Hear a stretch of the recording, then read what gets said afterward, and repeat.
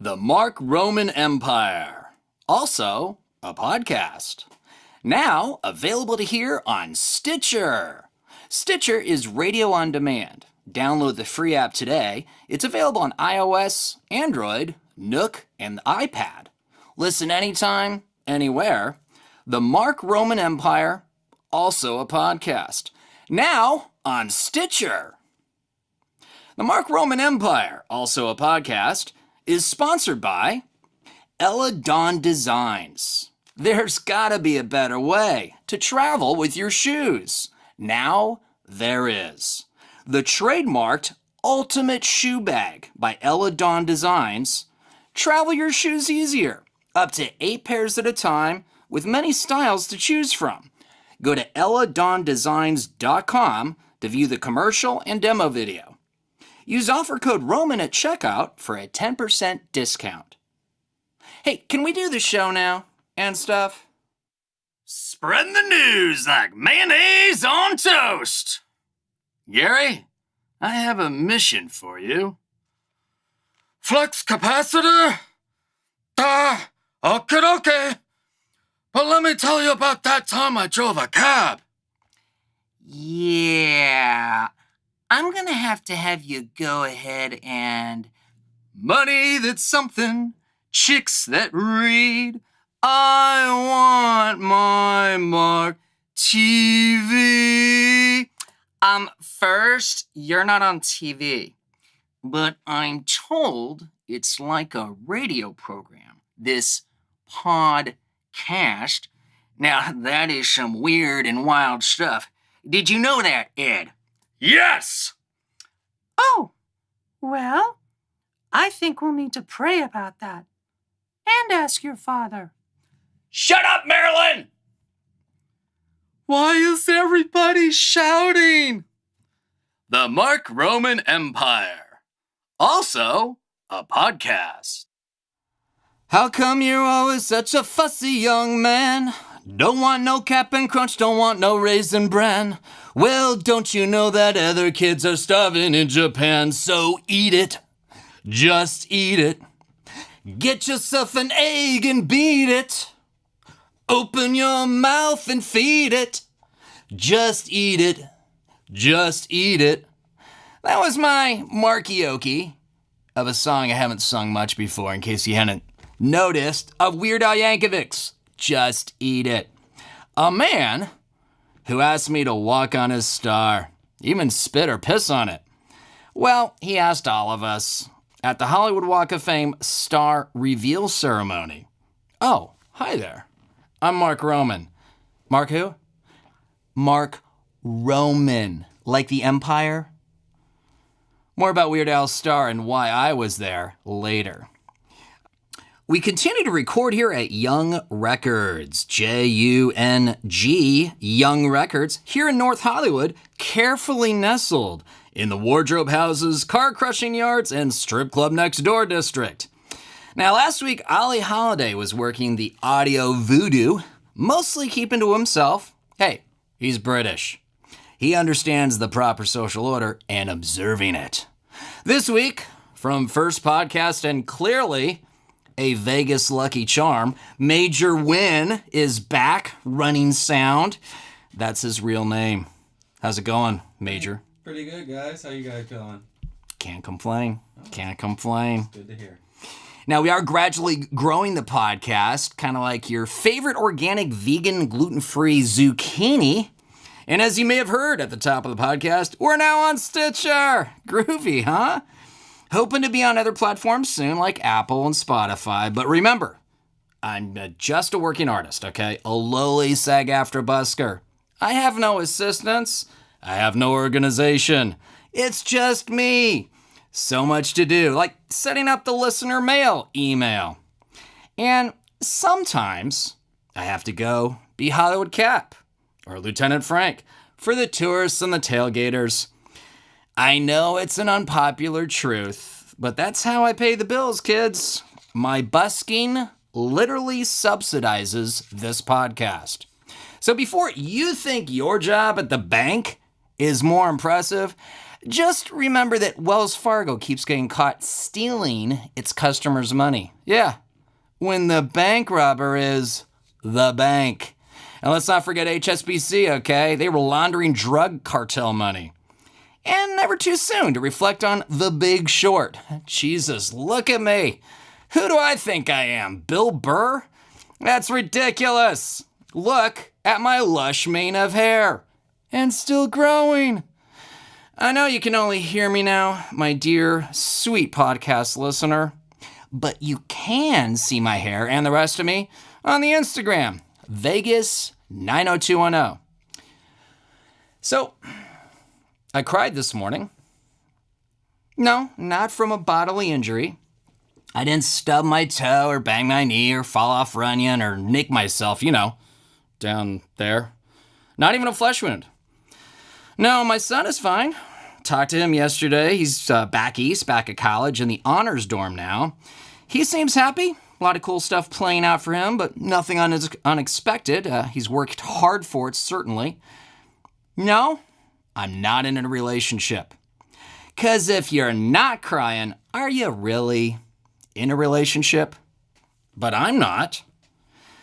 Earlier today, back at my humble Hollywood domicile, in a building clearly a crime scene in a Raymond Chandler novel, a sporty, if musty, bachelor efficiency I share with another dude. Almost as if I was attending college with my eccentric filmmaker uncle. Namaste. In between last-minute prep stuff for the podcast, doing my breakfast dishes, listening to an episode of Marc Maron's What the Fuck podcast. Hey, how do you think I learned to podcast? So I'm listening to the episode with Sean Penn and Lynn Shelton. I'll put the link in the show notes. Mark reads listener mail from, I think it was Carolyn. And suddenly, I'm holding a soapy dish and crying.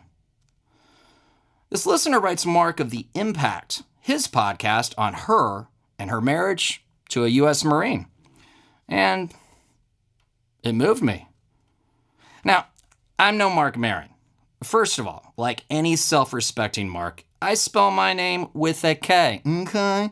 And I don't have a garage. I don't even have a cat. I've never performed at the Comedy Store. But right after The Big Short, when I let go of all the socially acceptable people telling me I should sell anything but me, I began to embrace my artist within. And part of my process, apparently, was listening to this new podcast at the time from that guy with that line in Almost Famous, the movie.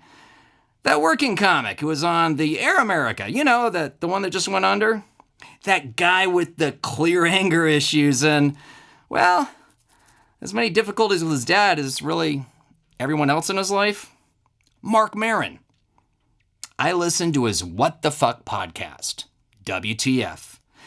Back when people didn't even know how to spell podcast. Before the iPhone. The days of Conestoga wagons, walking to school uphill in the snow both ways in sunny California, and flip phones. Back then, as he easily shared, Mark was in the middle of a full-blown midlife crisis.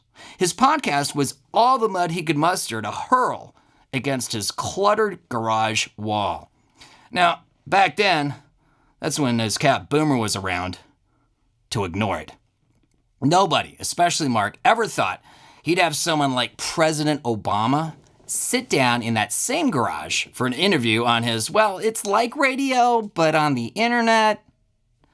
Now, to me, Mark was like the older kid at school who acts like he's about to beat you up, and then when no one is looking says, "Kid, you look like the Amish, but less stylish. Look, I know a guy who can get you a pair of Levi's dirt cheap, but if you tell anyone we had this conversation, I'll fucking beat the shit out of you." We've yet to meet, Mark and I. That one time, he was about to take the stage at the Comedy Store after an introduction by Pauly Shore. Yeah, let that sink in for a moment. That doesn't really count.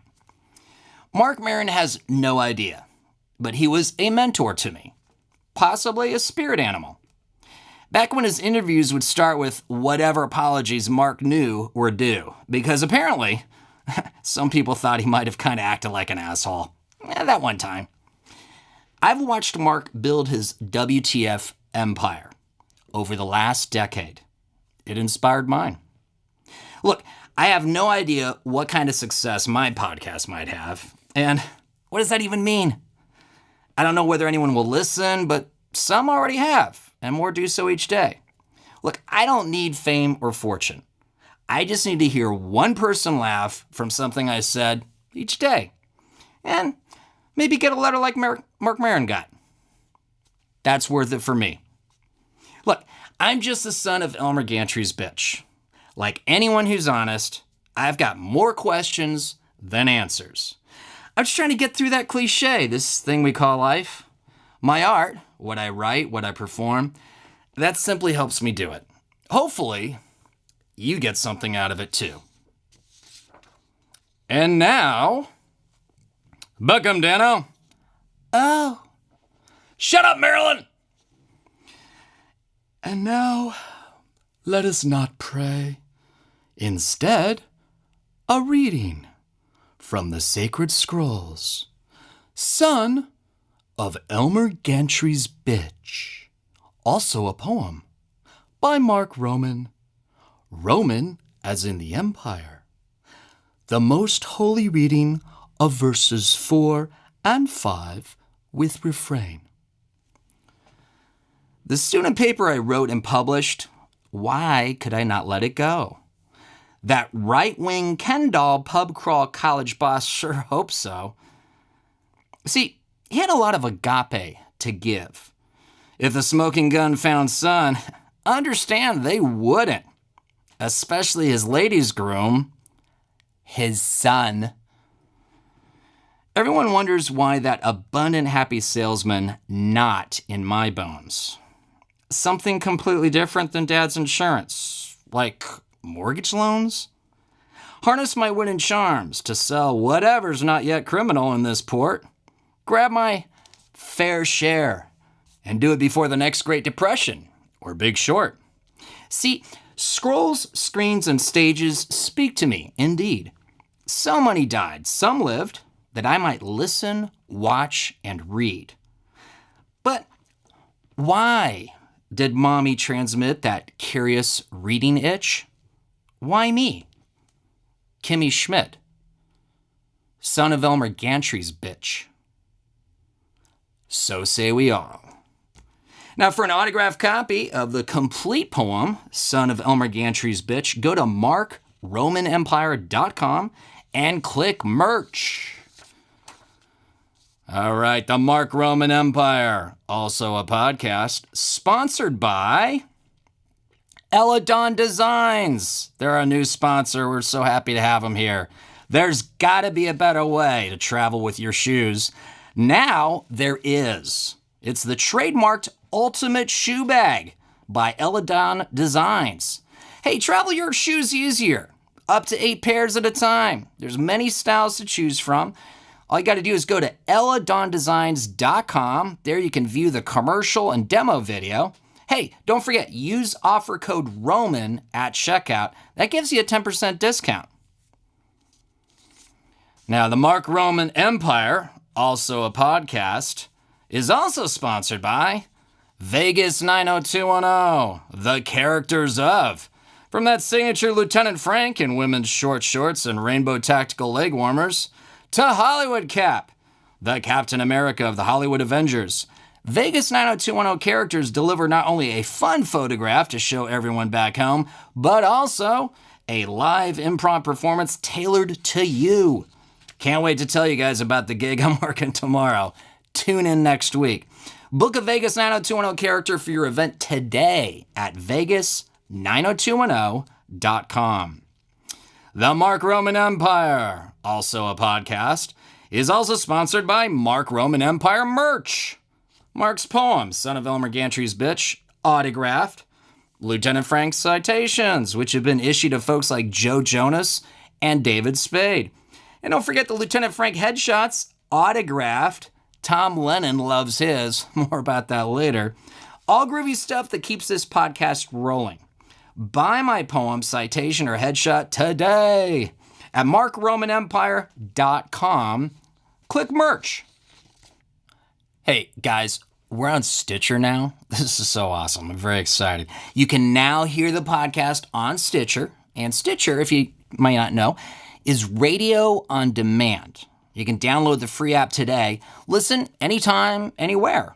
Stitcher is an award-winning free app that lets you listen to all your favorite shows. Plus, you can discover from over 65,000 playlists. There's over 20,000 shows to discover. Don't forget, rate and review my show, The Marc Roman Empire, also a podcast, rated on Stitcher.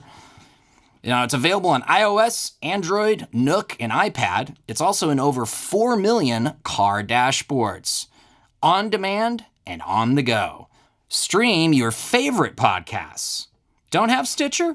Download it free today at Stitcher.com or in the App Store. Don't forget, rating or reviewing this podcast will affect my Stitcher list rank and discoverability. So help me out, guys. Rate and review. And thanks for supporting my podcast. This week, all right, we got a lot of Twitter posts, not so many Instagram posts, but don't forget, on Twitter, I am at the Marc Roman.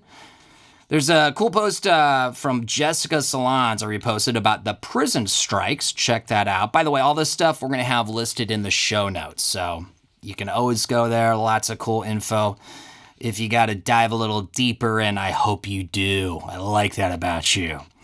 A lot of interesting Tom Lennon stuff this week on my Twitter. There's one that you want to check out. It's not the best one. There's a lot of cool stuff, but I like this quote. Booze is like chugging a glass full of ideas. That's actually from a video Tom did. Check that out on the show notes.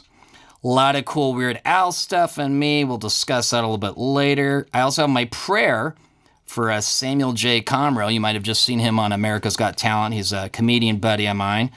A lot of interesting tweets here. There's also a 9-year-old who apparently, at the tender age of 9, found that they needed to commit suicide while living in Colorado, while gay, in 2018. Yeah. So, as someone who grew up, unfortunately, intimately aware with Focus on the Family and James Dobson, which, oh, wow, are located in Colorado, I felt compelled to tweet this. Will you accept responsibility at Dr. James Dobson, FT, at Focus Family, for creating the bullying and hate culture that caused this child's suicide? What would your Jesus do? Hashtag no hate, hashtag love, hashtag responsibility. You can always like that tweet if you want to. You don't have to. Louis C.K. I think Melinda Hill put it best. Louis C.K. is spearheading the hashtag MeTooSoon movement. There's also a cool thing from Paul F. Tompkins, and I think there's an article on the Hollywood Reporter that is worth reading in this current moment to bear in mind from the club owner where Louis C.K. performed. That's it on the Twitter, at the Marc Roman from this past week. Instagram's got a couple cool things. One thing that's really cool, check the show notes. My buddy, Elliot, who does Jules from Pulp Fiction, he looks just like Samuel L. Jackson. He actually did a gig at a wedding. These guys were a guy and a lady. Huge Pulp Fiction fans. Really cool video. Check it out. Links in the show notes. You know, we lost someone who I think a lot of people would acknowledge was an American hero. This person contributed to their country. He made a lot of people's lives better. I am, of course, talking about Neil Simon, the playwright. You might know him from The Odd Couple, which was first a Broadway play, and then it was a feature film with, as I recall, Jack Lemmon and the other guy, whose name is escaping right now because I'm old and apparently suffering from some type of mental defect right now, or possibly narcolepsy. I'm not sure. I'm not a medical doctor. Anyway, it also went on to TV, which had Jack Klugman as Oscar. Walter Matthau, there you go, was in the film. Jack Klugman played Oscar in the TV show. Tony Randall played Felix Unger. And to make this full circle, the most latest iteration, the remake of the TV show The Odd Couple, it starred Matt Perry as Oscar and none other than Tom Lennon. Yes, Lieutenant Dangle from Reno 911.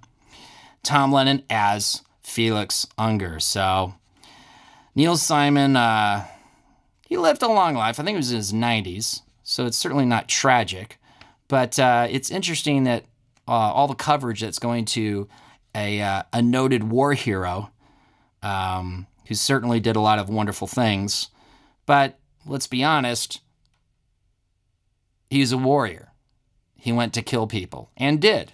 And he was in a POW camp and he survived that. And he's done a lot of things recently to kind of help lead a certain party down a better path. Not sure how successful he was, but I kind of wish there was more Neil Simon tributes this past week than John McCain tributes. And I do say that with all due respect to John McCain and his family.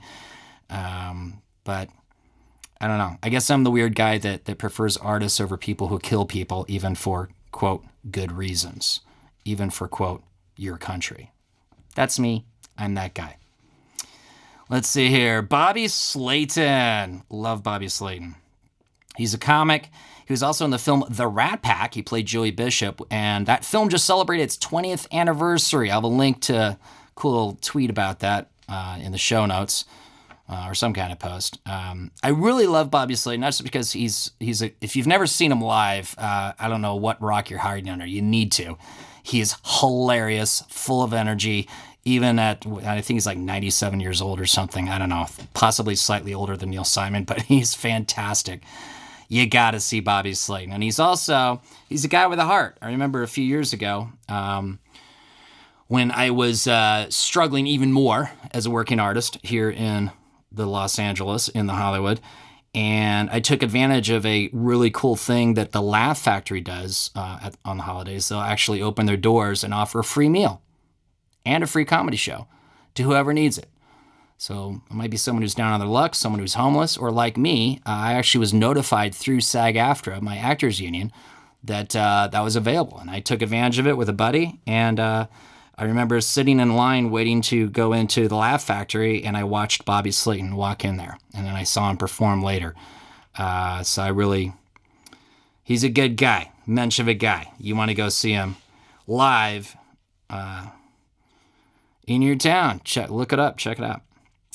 Let's see. We got a lot of other stuff here that we could go into, but I think what I really want to talk to you about is what happened over the weekend. All right, so I go to the Sweet and Tender Hooligans concert. For those of you who don't know, Sweet and Tender Hooligans, they are this fantastic cover band for Morrissey and the Smiths. And I've seen them a few times in concert. When they play in LA, Tom Lennon will be their guitarist. And it used to be kind of an honorary thing. They wouldn't really bring it up all the time because he would only play the LA shows. But now they're officially listing him as a member of the band. And I usually always end up connecting with him either before or after the show. This time I actually brought because it was actually the lead singer Jose Madonna's birthday, or his quinceañera, as Lieutenant Frank might say. And so I brought autographed copies of my Lieutenant Frank headshots, one for Jose Madonna and the band, and also one for Tom Lennon.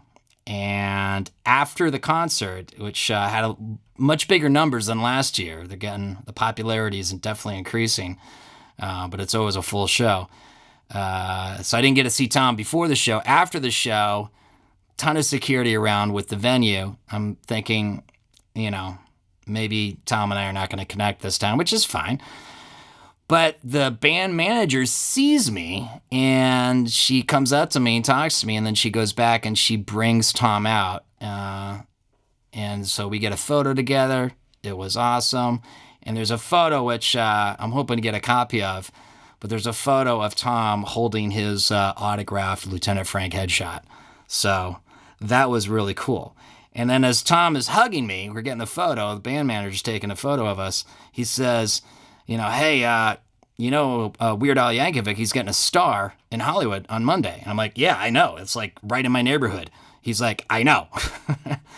He says, I got to give a speech and I don't know what I'm going to say. And can you come? And yeah, I can come. Absolutely. I mean, I'd be coming as Lieutenant Frank and I'd probably be off to the side because, hey, this is Weird Al's day.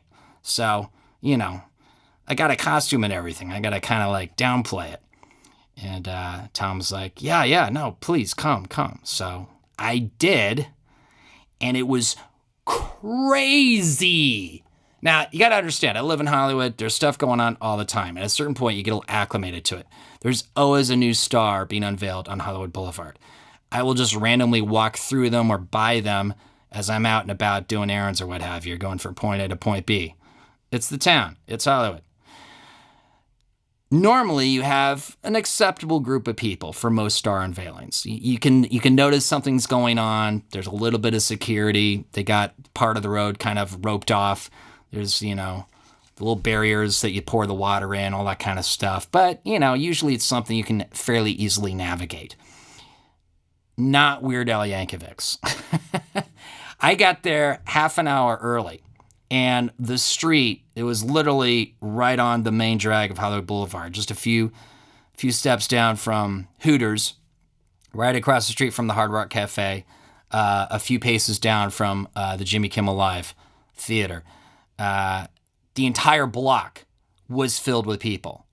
There was a line of people that literally went around the block, down Orange, out to the back near Hollywood High School, and the back part of Jimmy Kimmel Live where they do the live outdoor concerts. I don't know what those people in line thought they were going to be able to see once they finally got to the front of the line, because by then, this thing would be over. Nevertheless, these diehard fans were happy to wait because it's their Weird Al and he's finally getting a star. Thanks to them. That's right. Thanks to them. We got Ross here, by the way, a.k.a. Logan. We'll be interviewing him in a minute. That's right, the Hollywood Wolverine, Ross Johnson. We'll be talking to Ross here in just a minute. I have to go on the other side of the street because now there's more crowd gathering. So they're gathering on both sides of the street. And I actually have to get a spot so I'm even visible. All I'm trying to do is just hang there. I just want Tom to see me for a brief nanosecond so he knows that I showed up per his request, but I'm certainly not going to do anything. It's a little difficult when you're a character in women's short shorts and rainbow tactical leg warmers. You kind of stick out. So when your goal is to just simply show up and show solidarity and not in any way be part of the thing, the attraction, it's tough. So I'm trying to thread that needle, okay? So I find my spot. I'm like positioned right in front of the Randy's Donuts Anticipation Experience, right near the Hard Rock Cafe. And just like 2 minutes before the actual unveiling ceremony is to begin, I look behind me and it's just packed. There's people everywhere. I've never seen this before. This is like the most people have ever showed up in a while for a star unveiling, short of maybe, I think Luke Skywalker. I think his was bigger. That's the last one I can remember. Mark Hamill. Yeah, that's probably it. So it was huge. It was huge. So Dr. Demento was the first guy to speak after the usual Hollywood Chamber guy. And then they brought Tom on. And Tom got up. I could tell he seemed to be a little nervous, but, he looked great in his suit. He's ready to go. I thought he gave a great speech. Second he got up there, he looked over my way, saw me, raised his hand, and I'm like, mission accomplished. And I'm just chilling. And it was amazing. There's some great video. We'll put a link in the show notes. I believe it was Variety who did it, of the whole ceremony. It was hilarious. It was awesome. And as Ross mentioned here, Logan, it was all the fans. Normally these things are financed by studios or managers or representation.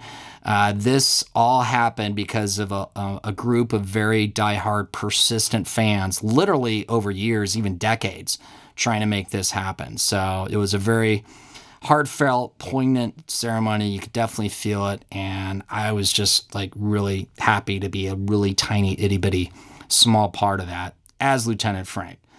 And then afterwards, someone was trying to get a photo with both me and Tom. So they did. And then other people were getting photos with Tom. And I don't know, it was just a crazy weekend, a lot of fun.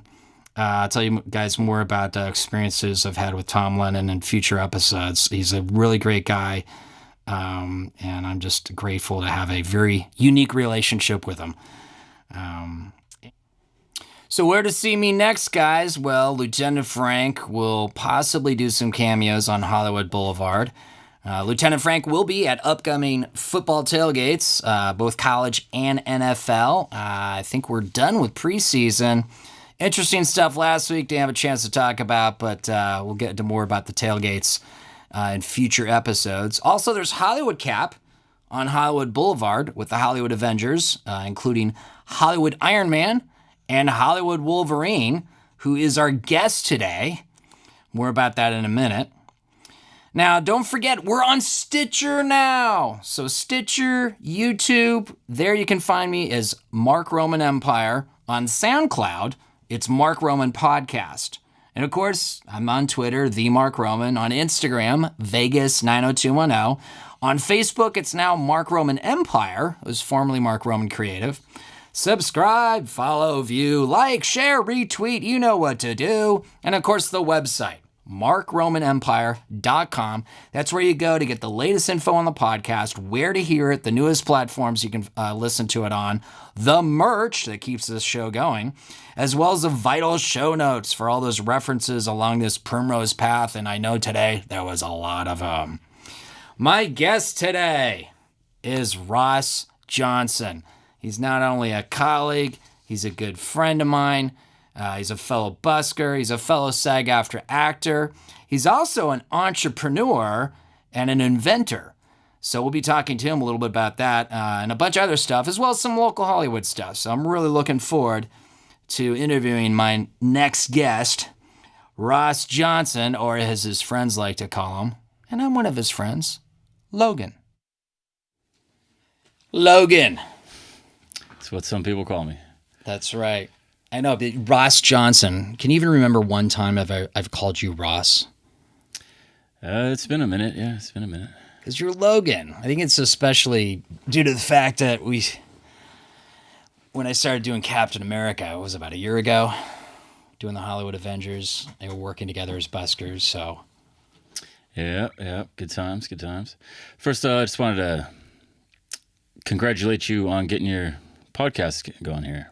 Well, thank you. I have no idea what I'm doing, as you witnessed sitting here like a trooper through my monologue. Thanks for getting here early. Sounded good from here, pal. Sounded good from here. Too kind. Yeah, we're buddies. We're also neighbors.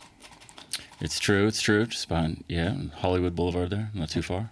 Right. So we deal with a lot of Hollywood unique and specific issues. Looking forward to talk about that a little later here. Mm-hmm. But let's talk about the cosplaying for a second. Because you're not just a cosplayer, but you literally, I'm looking at you and you look just like Hugh Jackman's Wolverine. It's crazy. What's it like when you first recognize that and then to like deal with that in everyday life? It's interesting. It's definitely a positive thing. Yeah. Get a lot of positive feedback from people from it. So, when I take pictures on the boulevard, I hear quite often that people tell me I've made their day. And it's a great thing to hear. So I'm going to keep doing what I'm doing for a while. Yeah, the tourists are liking it, and it's good fun, so. It's wild, because I'll be standing there right next to you, and people that come up, and they do a double, triple, quadruple take. And like, oh my God, you look exactly like... Yeah, it's close. I'm close. I wouldn't say identical twin, but when people have The seen hair helps, the facial hair, yeah, it's the illusion. And, the hair on the top. When you talk like him a little bit and you put your voice into it, Right. you call him Bub. And they want to be called Bub because they've seen the movie and they like it. It's a Bubbathon, right?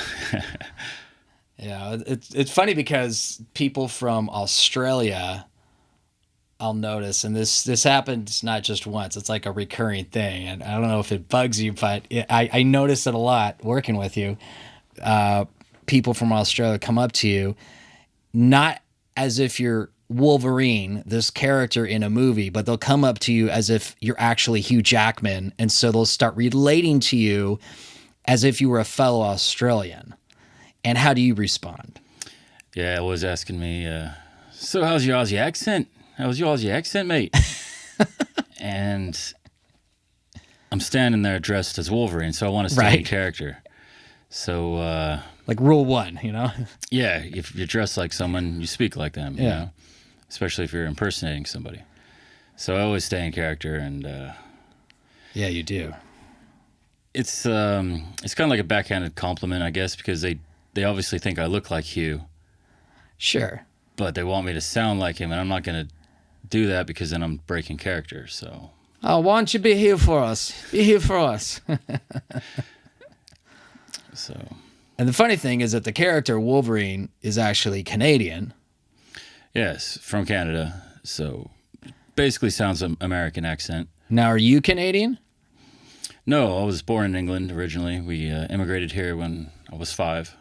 My dad was an engineer, and America was booming back then. And they came over to, whoever was looking for people came to England and a few other countries over there and asked whoever wanted to come over, whoever had these trade skills, you know, which my dad did. They said that bring your wife, bring your kids, and you guys all get green cards and immigrate on in. So we did. That's so cool. So you're an immigrant. Yeah, yeah. Which to me, I don't even think of that. But technically, that's. I did have an English accent when I was 5 years old when I moved here when I was 5 until I was about 7 or 8. But hanging out with kids in the school, you obviously just end up talking like them, and before you know it, right, you're speaking like them. Yeah, so it wears off pretty quickly, depending on how old you are when you move. I think it's a puberty thing. If you're before or after when you move, you either keep your dialect or you don't. Your accent. Oh, really? More or less, this seems to be what it is. Yeah. Interesting. Unless you forced it out like Mel Gibson did. You know, he now speaks like an American all the time. Right. When most Australian actors only put it on for the movies. Right. A lot of English actors. Like the last 2 Spider-Men being from England, you know, a lot of people don't even realize that. Superman's from England. Right, right. You know, there's a lot of these characters that people just don't realize. Well, that's something I've noticed, you know, working as an actor. It seems ever since I came here, what was it, 8 years ago or so, or however long it's been, directors in Hollywood love British actors. I don't know if it's because, you know, typically they come, you know, they have a pedigree of the Royal Shakespeare Company, or just, you know, they're so well technically trained. I think that's what it artists. is. They're trained a little bit differently, and I think it might be a bit more sternly or something. They just, I can't really put my finger on it because I haven't been trained in England, but I just have a feeling they're a bit more focused, somewhat, in a different way, somehow. Well, it's a way that it seems Hollywood directors really enjoy, and that translates to productions that we as viewers love. It's clearly working for them. Yeah, absolutely. So. Well, and you are also a SAG-AFTRA actor, as am I, but Ross Johnson's not your SAG-AFTRA name. No, there was somebody who was already using that name, so I have to go with my middle name as well, Ross Michael Johnson. Ross Michael Johnson, okay. Found on IMDb and its website, rossmichaeljohnson.com. It's a pretty exotic name, Ross Michael Johnson. Yep, English and Irish. Right? Yep. That's awesome. Yeah. Maybe Scottish. I believe Ross was a Scottish last name. Was it? Millennia ago, once upon a time. Still is in some places, but not so much over here now, more or less. I share a similar situation in having a SAG-AFTRA name that's different from, my legal or common name. But that was a choice simply because, my dad thought being a Jackson was so awful right after World War II that he thought the best alternative was to take his name from a guy named Adolf Nels. So that's why I'm a Nels. And that's why, after a lifetime growing up with the Dick and Marilyn show, the first time I stepped up to a mic on a comedy stage, did any kind of entertaining, I said, my name is Marc Roman. Roman like the Empire. And so when I got my SAG card, it's like, yeah, my SAG name's going to be Marc Roman. So. Yeah, it's good. A lot of actors change their names, don't they? Stage names. That's cool. Yeah, whatever works. Yeah. Whatever works. Now, tell us a little bit about, I actually watched, and I saw this before, but I want to see it again. I didn't have a chance to see some of the other productions, but I did rewatch a film that you're in. And I believe you also wrote and produced, if I'm not incorrect, Anger Anonymous. Yes, it's a few years back now. A couple years, about 3 years ago or so. Yeah, when starting on the Boulevard as a character, you start to befriend other good characters. Just out of respect, you get talking to each other. And I started to notice that there was other actors out there, and there's like Batman was a writer. Iron Man was a... Which Batman? There's more than one. Yeah, he's not out there anymore, but at the time, Batman was a writer. Iron Man was an actor. Marilyn Monroe, she was an actress. Jules, an actor. And I just thought, all these great characters, it would be great to put a short together with them. Someone needs to write something for these guys. Right. So I ended up meeting someone who said they were a writer and said they could produce something, and they just kept lagging. They never got finished with it. And it just, right. My original plan was to do like a poker game where everyone's sitting around all these different characters and they're playing a card game. And then why didn't you do that? Shenanigans happen. That would have been cool. Well, then I got the idea to, the show with Charlie Sheen, Anger Anonymous? No, Anger Management. Anger Management. Yeah, well, he is kind of like not the teacher, but the guy at the meeting who's trying to... Like a facilitator? Yeah, like he heads the meeting at his house. Wasn't that based on a movie with Jack Nicholson and... I don't know, but... Adam Sandler, I want to say? Maybe. Okay. Probably not. But anyway, I wanted to... so I thought, wouldn't it be funny? Because a lot of these characters, like the Joker and Jules from Pulp Fiction and the Incredible Hulk, they all have anger issues. Right. Wolverine. So I thought, wouldn't it be funny if... You don't have anger issues. Your character. I'm talking to your character. For all you Australian listeners out there, I'm talking to Wolverine, not Hugh Jackman here. So I thought, wouldn't it be funny if we were all sitting around and there's like an Anger Anonymous class where we've been sanctioned by the courts. A group meeting. Yeah. Like anger management class. Okay. So I know all these characters from the movies. Jules. Everyone knows Jules from Pulp Fiction and the Joker. So you've already got an idea of their personality.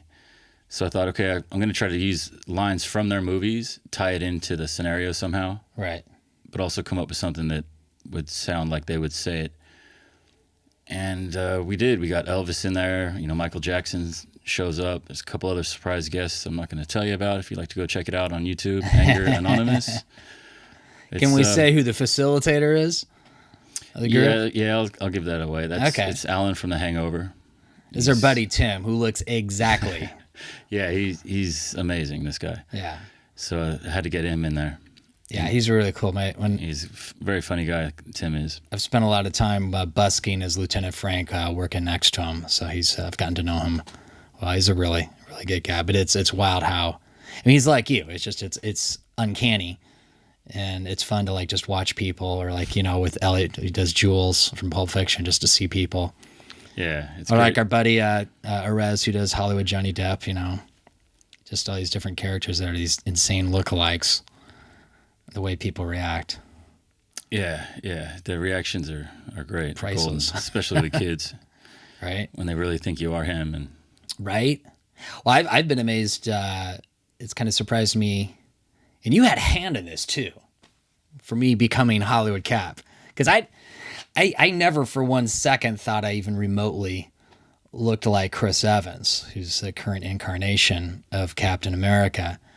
But you want to tell a story of how I became, because you were heavily involved. I'm at your place swimming because we're in the neighborhood. My place doesn't have a pool. My place doesn't even have a parking lot. So I'll go over to your place once in a while. What happened? well, I guess we're hanging out, and my old roommate now, he was moving out at the time, and he had a jacket. He was Captain America a little bit on the Boulevard, and he had a jacket and shield for sale. And I was thinking, well, winter's coming up. And why would this is we're talking about Henry Hodge here, the international playboy and cinematographer who's now he's in Prague now, isn't he? He's in Prague filming stuff, yeah. Well, he took there's some of the basic photos for Lieutenant Frank of Vegas 90210 where he's like right in the middle of Hollywood Boulevard. Those were taken by Henry Hodge.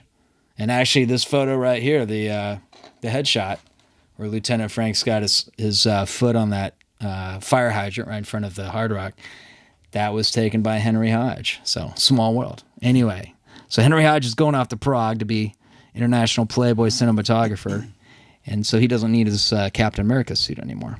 Yeah, so he's looking to sell it, and I think, well, winter's coming up, and I know these ladies' short shorts aren't keeping you and your friends too warm in the winter there. Well, Lieutenant Frank does wear a jacket in the winter, but yeah, it gets a little chilly, even in Hollywood. Yeah, so I figured, why not? You could pull it off if you put the effort into the character, and you did, and you pulled it off. But how did I react initially when you suggested that by the pool? No or way. Drinking. Yeah, no way I could be Cap. But the people, if you sell the idea of Captain America, that's the main important thing. You're selling the idea. So when people see you, you're saluting them. You're standing up straight like a soldier does, and you got the shield out there for them. All my years as a Boy Scout, it helped with that. Right. So it gives. It's instinctive because that's what a Steve Rogers would do. I am Steve Rogers. Yeah, and you're a good height to play him. You're not some Middle Eastern guy trying to pull it off who's 5'2" or something. I'm not as tall as Al Pacino, which happens out there, and you're just like, what is this guy doing? Right. In some bubble puffy costume from the Halloween store. It's just pathetic. So you wearing the proper leather jacket, it shows respect to the character, and which I have now, but I started out with something that was more pleathery. Still, the pleather jacket was even better than what some of these guys wear. I mean, these puffy costume suits are a joke. Good for a Halloween gag, but not to seriously portray a character that you're asking for tips to take photos with people. You want to look your best. And not look like you found something that was left in an abandoned Halloween store. Yeah. Yeah. What's interesting is that, to me, is that what's going on in my head when I'm Lieutenant Frank, it's a very similar motivation to when I'm Cap. I think I'm a hero. I think I'm this guy that's going to save the day. I literally will listen to hero soundtracks from, different movies. It's just the costume's different and the backstory is different. The name is different. Who you are is different. But the ethos of each character, for me, is almost identical between Lieutenant Frank and Captain America. The difference is just how people react to it, and that just amazes me. How do you find, what's it like, the reactions you get? Beyond, of course, the obvious, wow, you look exactly like Hugh Jackman doing Wolverine. What? Yeah, the triple takes are the funniest. Not just a double take, but a triple take when they're walking by. Like they almost drop something, like they just completely stop, someone runs into them, or they lose their party. Or and obviously the kids that come running up Wolverine, I saw you in that last movie. How come you're killing all those guys? Yeah, right. Because to them, you really are Wolverine. Yeah. Yeah. And they're going to be at Show and Tell next week, and they'd be like, I met Wolverine. I went to Hollywood, and I got to meet Wolverine. He's awesome.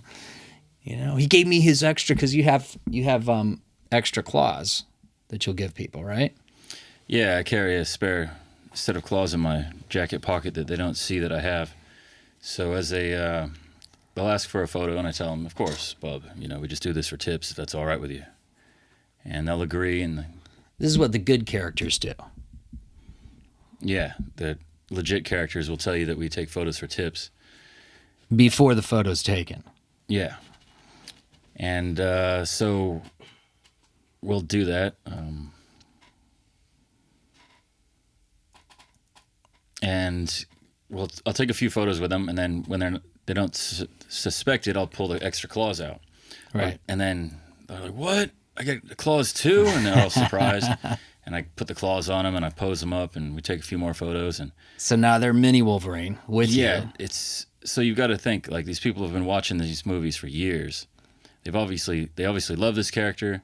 Probably and seen it now- many times. And now, in a over. way, they kind of get to become him for a second with Right. the claws. And you wouldn't believe the expressions I've seen on some people's faces, from 3-year-old children to 90-year-old Asian women and Asian men. Just, you give them a chance to let loose for a second, and then Right. they just they just go into it, and they start jumping around, and I tell them, Right. hey, no killing, don't start killing anybody now. You know, leave that up to me. And yeah, it's always positive. It's great energy out there. And people can go to these big, huge corporate theme parks, whether it be like a Disneyland or Universal Studios or what have you, and they have, hired employees that will be wearing, these very specific costumes. But it's a different experience from what. So I don't think there's a place you can go and actually wear Wolverine's claws next to someone who actually looks exactly like Wolverine. Only place on earth, Hollywood. Got to come find Hollywood Wolverine. Well, that's And I keep now I've started keeping an extra pair of X-23 claws. And for those of you who don't know who X-23 Laura. is, she is Laura Kinney, who was a clone. In the movie, they say daughter, but in the comic books, she's a clone of Wolverine. And she has 2 claws coming out of her wrists and 1 coming out of each foot. I don't carry the foot claws, but I carry extra claws. There's for foot claws? for the women. For I don't Laura, remember that, she really? has one She in had each 'em? foot. When she jumps up Oh, and she's that's swinging her awesome. feet around, she chops heads off with her feet. I'm going to have to see it again. I Slices forgot necks. that part. Okay. Yeah. So, yeah, it's great to be able to make people happy, because there's not really much going on in Hollywood. There's stars on the ground. There's the Chinese theater. There's El Capitan and the Hollywood sign you can see from a distance. But other than that, there's a wax museum, but there's not really many things to do. They're interactive. Yeah. Yeah. And make you going- feel like you're actually a part of Hollywood as opposed to just Yeah, I mean, Hollywood being Boulevard, at a museum. Hollywood Boulevard is the 3rd most visited tourist destination behind in Southern California, behind Griffith Observatory and Disneyland. Wow. And back to Disneyland, I was just there for the Oh, you the were, chalk weren't you? walk, Yeah, the- you and your sister. the Children's Hospital of Orange County charity walk that we do every year there. Oh, that's cool. And it's kind of creepy in a way that the characters don't talk. I mean, you see Mickey and you're like, hi, Mickey. Like my sister, she's That's she's right. really into the characters. But that's the job. My younger They're sister, instructed yeah. not to, right? Yes, but you would think it would be part of the job to just, Right? I mean, be trained to do a Mickey voice and, hi kids, how's it going? But they don't do that. They don't talk whatsoever. Why do you think that is? I don't know. Maybe because they want to keep it even.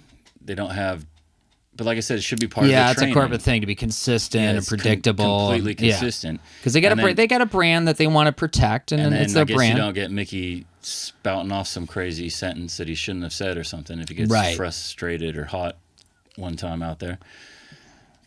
But I still think it's weird. Like, you go meet Mickey in his house and it's all quiet in there, and they close the door behind you, and it's just Mickey and one of his handlers. And me and my sister in there were like, hi, Mickey. And he's just bouncing back and forth.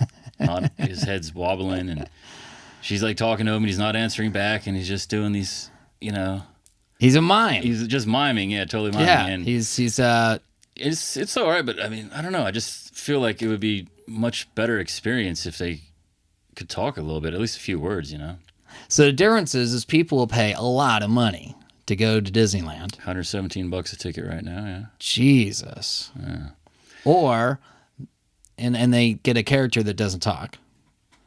Or they can come to Hollywood Boulevard, where you don't have, there's no cost of admission. It's public. You got to pay for parking, but you paid for parking at Disneyland too, probably even more.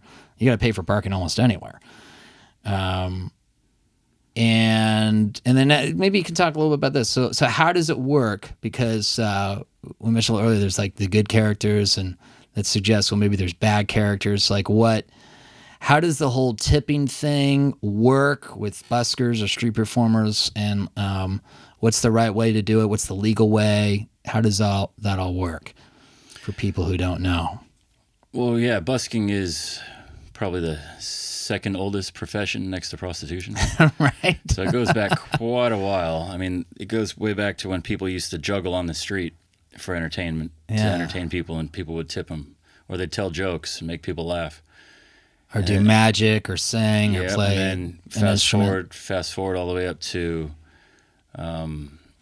writing freedom of speech, and that becomes part of the... It was Benjamin Franklin, one of the founding fathers. Yeah. He was a busker. Yeah, so exactly. So he writes into law that, freedom of speech, you can say what you want on the boulevard or anywhere in public, and if people want to, you can dress how you like too.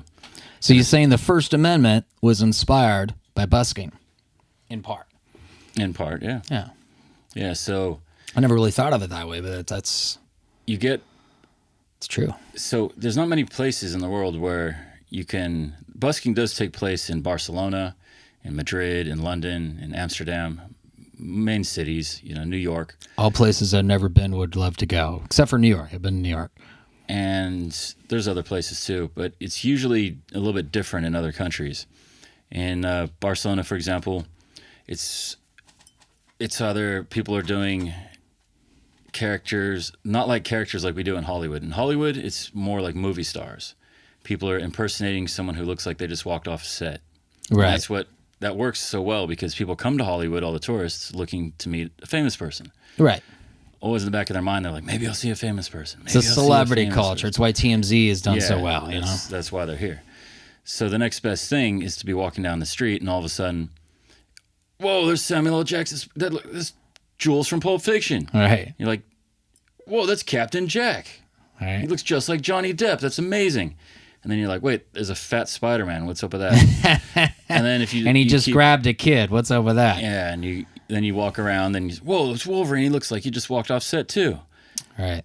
And it's a crazy circus like potpourri. There's a mixture of legit impersonators and people that take because it's public. Their craft seriously. Anybody can show up, and everybody does. Yeah, and then you get other people that are just trying to take advantage of the system and use a cheap suit they found to extort people for money. Strong arm robbery. How does that work for people that maybe haven't there. unfortunately experienced that? What does that typically look like? Well, like I come up to you and I'm like, well, you can see it on the street. People, if you're walking around with your camera and some character tries to force himself into your picture, and then they grab the camera and they start taking photos, and you're kind of into it. So you just go along with it. They've got your kid's attention or whatever. And then afterwards they'll try to demand $20. And it happens. And then it's strong arm robbery, and they'll surround you. And then before you know it, you've got 3 or 4 characters coming down on you and your kids trying to get money from you. So the bad characters, they'll basically solicit you. They'll come up. You may or may not have wanted to get a photo with them, but they approach you and they're like, hey, let's get a photo. And then they demand money after the photo. And then they'll work in groups where there's one person, all of a sudden a bunch of other people, without any discussion of it, suddenly show up, are in the photo. So you think you're getting a photo with one person, suddenly there's 4 people. and then they're all demanding a specific number as a tip from each person. Is that Yeah, and it could be upwards of $20, $30, sometimes more. Whereas the good characters, how do they behave?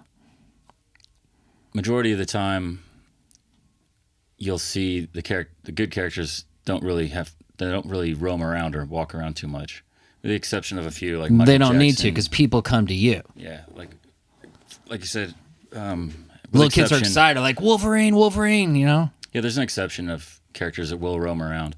Michael Jackson, for example, because he likes to moonwalk around a lot. And My Lieutenant Frank gets around. would do that too. yeah, so there is exception to that, but majority of characters will stand in one spot. Right. And they wait for tourists to approach them. They might engage with them a little bit as they walk by. Sure. But then it's ultimately up to the tourists whether they want the picture, and they decide to come up to the busker and ask for a picture. And then you will So say, you don't have well, to solicit. People are just like, holy crap, this dude looks exactly like Hugh Jackman's Wolverine. I want to get a photo with that guy. sometimes you get people and So it's the quality of your act or your look or your costume that stands, it sells itself, so to speak. and sometimes people may not know what you're doing out there. They may think you're hired from the Chinese theater. That's an interesting point. Yeah, a lot of people think you're hired help or you're So- promoting something. So sometimes, you will mention, I just take photos for tips if you'd like to join me. And a lot of people will. And then you take a few photos and then you let them tip you after. And they can give you whatever they want. And what if they just give you like $1 or something? What do you do? That's fine. You take it and you say thank you and have a nice day. Because legally, what is the law? I mean, we're not lawyers. Well, Although we might play one on TV, and we're you're- certainly open to it. you're having like an agreement with somebody. It's like a verbal agreement. They ask you for a photo. You're giving them something. They want something from you. Right. So for you to be able to offer this to them consecutively over and over and over again every day to people, you have to get compensated or else you can't be out there. So asking for a tip is fine. It has to be done. Sure. And legally, as I understand it, because we are artists or performing artists under the First Amendment, we have a right to, and this has actually been backed up by various courts all the way up to the Supreme Court. We'll put it in the show notes. It's overdue. There's a great read on Wikipedia for buskers or street performers. If you look under the case history, and every single time there's ever been a conflict between a busker and a local government, the court always come down on the side of the busker. And the consistent legal points are you have a right under the First Amendment to perform in public. And you have a right to do so with the expectation that someone would tip you some kind of gratuity, and you have a right to ask for that gratuity. The difference is the second you name a number, is what I understand. Again, I'm not an attorney, but from what I understand, the second you basically, list a price or quote charge, you say, hey, I want $5 or I want $20 or I want $100 or whatever. I want 50 cents.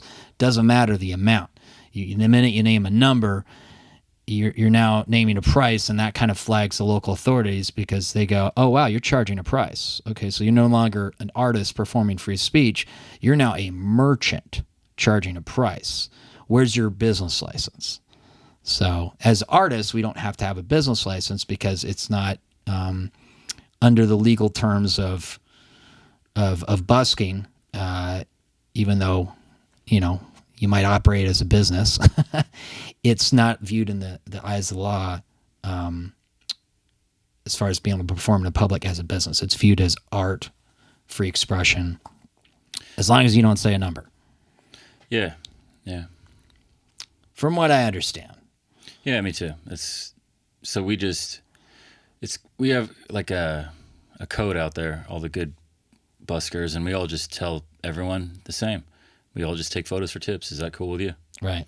If they say no, I don't have any tips, but can I really have a photo? I love your character. I love what you do.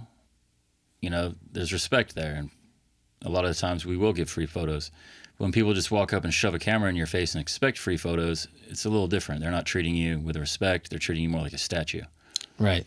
So you don't have to give them free photos if you don't want.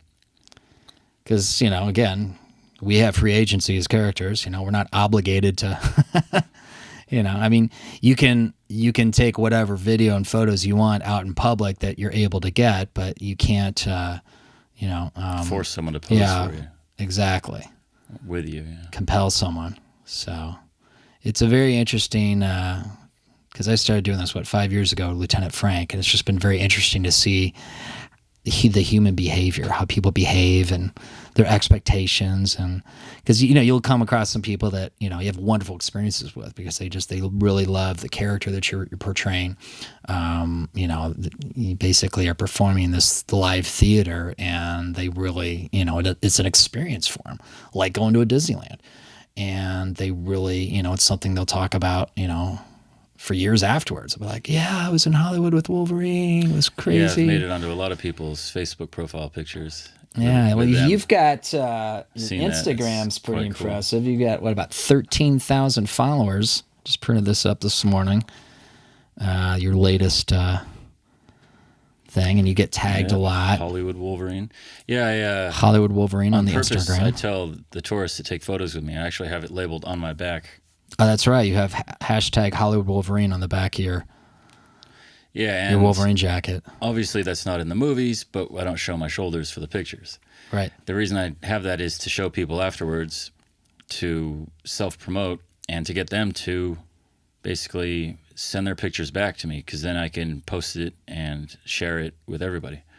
And I've had thousands of people do that, which is great, because I don't get to see the pictures that they take. Right. They disappear, and you always wish you could see those. Sure. And there's a lot that I don't get to see that I wish I did, but a lot of them make it back, and it's great. It's interesting too because there's a conversation about copyright, trademarks, ownership of intellectual property, and that sort of thing. Large companies like Disney are very aggressive in legally enforcing their rights and making sure there's extensions of those types of laws. But the cosplay phenomenon has really grown and become very popular over the last few decades. And I don't know, it strikes me as very, very interesting when you have a company that's taking old nursery rhymes that were not written by any Disney employee. In fact, they were written long before Walt Disney was even an idea or born. And they're creating this content based on old stories they didn't write. It's a little interesting for them to get a little too protective about their, quote, intellectual property. Because from where I stand, you're wearing a costume, you happen to look a certain way.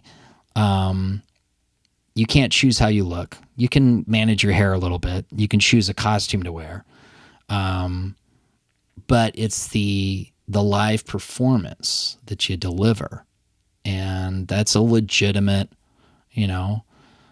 art and work. And it's something that's worthy of compensation. So it's interesting to me that I have heard some people complain about costume characters as if somehow Disney and Universal and these huge companies are somehow suffering because someone who typically is not making an enormous income, and even if they were making, let's say for argument's sake, $200,000 a year, compare that with the revenues of a Disney on one day.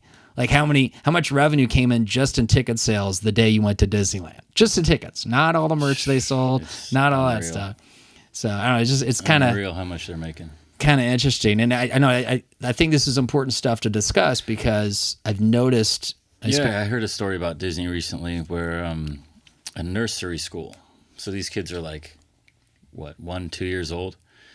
A nursery school in their communal room had painted up a whole slew of Disney characters up on the wall. And they'd done this in 2 of their nursery homes. And Disney somehow heard about it and came in and basically made them paint the walls white. They said, get rid of the Disney characters. You don't have our permission. Which I think is absolutely stupid because you're brainwashing these kids to like Disney from when they're a baby. Right, exactly. They're looking up at these walls and going, Mickey Mouse, Mickey Donald, and it's every day in their faces for years. Right. And they're gonna want to go to Disneyland now and be hooked for life. Right. So why it's in their best interest to do that.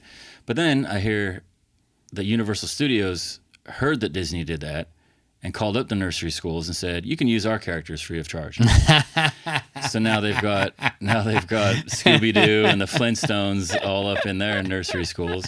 So these kids are going to grow up liking those more. And this is not to pick on Disney. It's just like a lot of large companies. I mean, I love Disney. They're profit-driven. They want to protect their assets. They hire really expensive attorneys to aggressively and doggedly police all of that. But at a certain point, it's kind of like, really, guys? It's like the music industry. The model's gone from making money off the music to making money off the merch, which for Disney, the same thing. They don't make their money off of, off the movie tickets. They make their money off of, the Avengers know all about that, like Marvel. Yeah. The amount of the Avengers sleeping bag, the Captain America lunchbox, the Iron Man. The toys alone, like, $25, $30 a toy that costs a couple pennies to make. Huge. So yeah, it's interesting. And it's interesting for us too. I just hope one day that like China doesn't buy Disney, because I could see that happen, like the biggest trillions of dollar deal ever, and then they just own everything. It's certainly in the realm of possibility. But it's getting there. It's going to be like Disney versus everyone else. Right. They're like the Coca-Cola of the soda, and like no one else comes close. Like Coca-Cola spends more in advertising than Pepsi, their number 2, makes in profits. Their closest competitor. Oh, it's interesting. I mean, what do you find it's like as someone who works in a profession, busking, that not everybody, but there's significant swaths of people that if you told them that you were a banker or a lawyer or a doctor, they would have more respect for you, even though they don't know exactly what it is that you do. You could be an employee at Wells Fargo that's literally stealing money from its customers, but if you say I'm a banker, the response is, "Oh, wow, that's impressive." But when you say you're a busker, like, what's that? I'm a street performer. Are you one of those guys on Hollywood Boulevard that dresses up? Yeah. Have you run across that ever? Probably. I mean, I don't usually get, like I said, I don't get negative feedback. So when I tell people, usually they say, you're an impressive lookalike. So because of that, it's a little different. Less of that, than other people, for example. But I'm sure, there are people that look down on it in a way, not understanding truly what it is. Well, our local city councilman, who I like to refer to as Mitch, where are you? He tried to essentially criminalize what we do a year ago. They had a resolution in front of the city council where we would have to get licenses every day and hope that you get one of the 8. You'd have to go all the way down to City Hall for the day to have a license to basically engage in what we all thought was our First Amendment right to, in public, perform our art. Well, that's what the government tries to do, isn't it? Overreach as much as they can. And if you let it happen, they'll take it.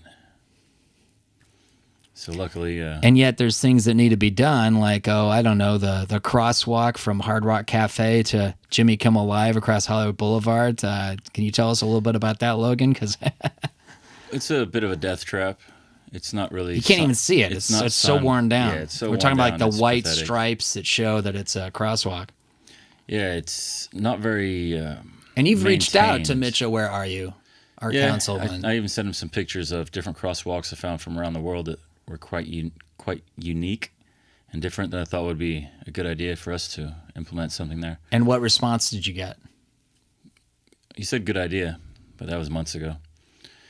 So nothing's happened. Do you feel like if you had a different political position in society, like, I don't know, if you're like a studio head or if you were someone who worked at CAA, do you think you might have gotten a different response from him? Or if you worked at Disney, do you think you would have gotten a different response from Mitchell, where are you? Most likely, yeah. Considering he just bulks us all in the same group as not likable because of the shady characters that do rip people off. So because of them, they've tarnished the name. Or the CD guys who aren't even buskers. Or they've tarnished the name of the good characters. So we get conflated in all that. Yeah. Yeah, it's interesting. Interesting stuff. Yeah, it's not maintained very well, the Hollywood Entertainment District, as far as maintenance and cleanliness compared to what it could be. I heard a story. Tell me if this is true, but someone told me that on, I don't know if it was a Saturday or Sunday morning, that early in the morning, they saw Wolverine picking up garbage on Hollywood Boulevard. Is that true or not? Yeah, I actually went out there twice. It was a Friday and a Sunday. It was a holiday weekend. And I knew I was going to be working out there early. So I woke up like 6 a.m., got out there about 6:20. And I took my dustpan and brush because I'm only a 3 or 4 minute walk from the Boulevard. So I went down there the first time in jeans and a hoodie and dustpan and brush, and I swept the sidewalks first from Orange to Highland, both sides, tons of cigarette butts and trash all over the place. So I swept it all into the street, and then I went along the gutters and swept the streets until those were clean from Hollywood and Orange to Hollywood and Highland. It took about almost 2 hours to do that. And they do have people to do this, but they don't come out till about 11 p.m. And they don't do that great of a job. Some of them don't speak English, and you tell them there's some trash over there needs picking up, and they don't know what you're talking about. This is the Hollywood Chamber, so they don't have enough staff? I don't know if it's the chamber, but they're hired by the Hollywood Entertainment District? Yeah, something like that. They wear these blue shirts, and they have these like a couple different carts and they're not steam cleaning or power washing the sidewalks like they used to as often. Yeah, they did used to do that, didn't they? A lot more often. Yeah. So they're not as clean, and people are laying down on these stars. They come to Hollywood to see these stars. They should be maintained a lot better. They should be a lot cleaner for people. You don't want to picture Steven Spielberg's star with soda and gunk all over it. Right.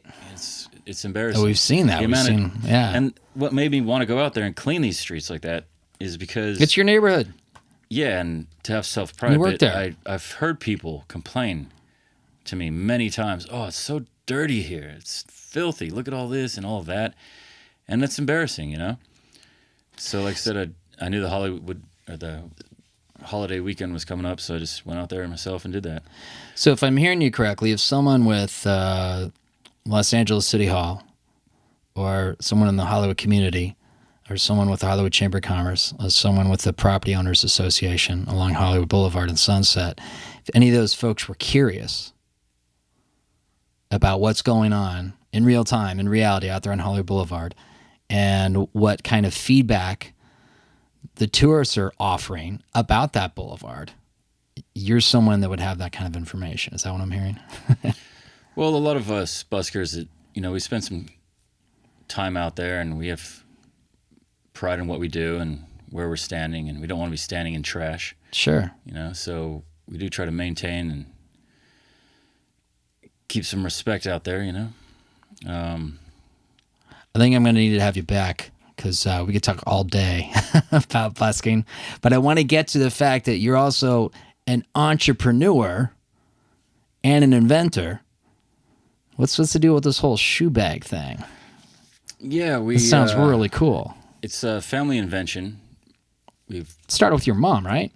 Yeah, she travels often and had issues shoving her shoes in the side of her bag, and she wanted to find some type of bag that was customized for shoes and couldn't really find a good travel bag. So out of necessity, they say the mother of invention is necessity. Right.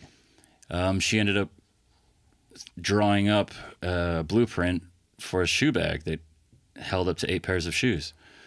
And she asked me what I thought about it, and I had some input, and we changed it around a little bit and added some things. And we came up with this great idea of this bag called the Ultimate Shoe Bag. We've come up with that name, and it's online. And it's trademarked too, right? Yeah, we've got it trademarked, and it's LLC. We're going to have a few booths up at the farmers market soon, so you can come out and check us out there. Oh, in Hollywood? Yeah. Oh, cool. That's a huge one too. Well, not just there. There's 6 farmers markets. We're going to get a booth in all of them. And then we hope to have a booth down in the Orange. I'm thinking the one on Ivar. Yeah, there's one in La Brea. There's a few of them, all spread out throughout Los Angeles. Anyway, so we're going to work those and then end up getting a kiosk over at the Orange. The Grove. Yeah, the Grove. End up... the original farmer's market. Yeah, it's not really a farmer's market the way people think of farmer's market. It's I don't want to have a booth in that farmer's kind of become a market. Disneyland of farmer's market in a way. Yeah, it's a great spot. Great for really food cool. and I love the place. Yeah, but great for food and day drinking. Good spot. Right. But I want to have a kiosk closer to where like the movie theater is, for example. Okay. Have like a proper little kiosk out there. And it's designed for men and women. We have about 8 designs right now. Yeah, because guys have to wear shoes too. I noticed that you sported what my Lieutenant Frank would refer to as shower slippers while a grown-ass man. Yeah, keep it California casual. Only wear shoes when I need to. All right. Plus, you got this shirt on, which I love. That's like your go-to party shirt. It's like maybe I was in Miami Vice, but it was the darker episode. For those of you listening and can't see through a podcast, it's a black shirt with a bunch of flamingos on it. Of course, they're pink. Of course. That's hilarious. I love it. These shoe bags sound really cool. I'll have to, you can look at find them one. online at www.eladondesigns.com. We have commercial and, like you mentioned before, commercial and... Yeah, thanks for you guys for sponsoring the podcast video. here. I really appreciate that. That's awesome. Yeah. And then you guys worked out a special deal, too, for the podcast listeners, right? So how does that work? Yeah. Because these are like $150 value, aren't they? They are. We will offer you 10% discount if you use the... Now, is that 10% code. off the $150? Because I noticed on the website today, they're going for $98. Yeah, we're doing a promo right now. Oh, For a cool. little while longer. And you can get 10% off that if you put... Off the 98? Off the 98. Wow. Yeah. That's a really good deal. Yeah, they're great quality bags. They fold up for easy storage. Also, if you're going somewhere to buy shoes specifically, you could have it folded up in your carry-on. Then when you get there, you can unfold it and put the shoes in it. You could also use this bag as a carry-on bag. It has a zipper for... So you can carry other stuff that aren't necessarily shoes. Maybe you don't need 8 pairs of shoes. Maybe you only have 3 or 4 that you're traveling with. Those will easily fit. Then you could also fit a pair of a change of clothing and your toiletries in the bag as well. So it could be all in one carry-on bag. You guys really have created a new paradigm. It's as if the hanging clothes bag didn't exist and you guys created that, or I recently went to a wedding in Hawaii and I got to use the bag for the first time. Right. And I took my flip-flops, my tennis shoes, my golf shoes, my hiking boots. And you're a dude. And I was going for a wedding. But this is a typical dude. Yeah, there's different shoes you got to wear. Yeah. Yeah. So I had 5 or 6 pairs of shoes with me, plus change of clothes in the carry-on, and worked out great. I'm very happy with the product. Nice. Yeah. Well, I'm kind of excited that it's not just a cool product, but it's we're a new company. It's a new concept. Yeah, we're getting it out there, and we're excited to see what the future brings. That's really cool. Yeah. Well, I think we rounded all the bases. What do you think, Logan? Do we? We covered some good stuff. Yeah. We're definitely gonna have to have you back because you did say that you would only do this if I did a shot of whiskey with you, and on air, yeah, and on air, yeah. Didn't get the whiskey quick enough. So I guess we got to bring it back. Got to do the whiskey shot. But I hear there's a friendly neighborhood strip club next door. I don't know. All right, well, it's great to have you, buddy. Appreciate it. Yeah, thank you. Another one in the can. It was cool to interview my buddy Logan. I mean Ross. Hey, his friends call him Logan, okay?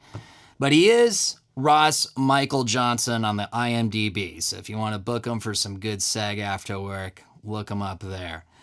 Per usual, we'll have show notes up at markromanempire.com so you can easily reference, and there is a lot of links and other groovy stuff on this show. But any stuff mentioned, find it there.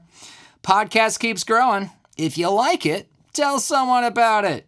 Hey, we're on the Stitcher now. Follow, like, share on the Stitcher, YouTube, and SoundCloud, and whatever other platforms we manage to get.